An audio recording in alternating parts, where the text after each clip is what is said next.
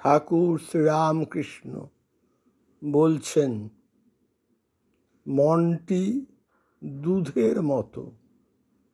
সেই মনকে যদি সংসার জলে রাখো তাহলে দুধে জলে মিশে যাবে।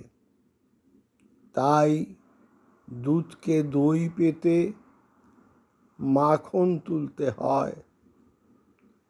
যখন নির্জনে সাধন করে মনরূপ দুধ থেকে জ্ঞান ভক্তিরূপ মাখন তোলা হলো, তখন সেই মাখন অনায়াসে সংসার জলে রাখা যায়।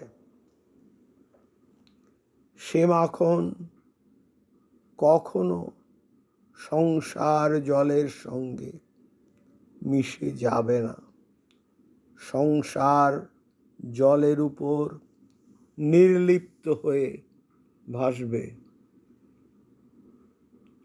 ওং স্থাপকায় চ ধর্মস্য সর্বধর্ম স্বরূপিণে অবতার বরিষ্ঠায় রামকৃষ্ণায় তে নমঃ।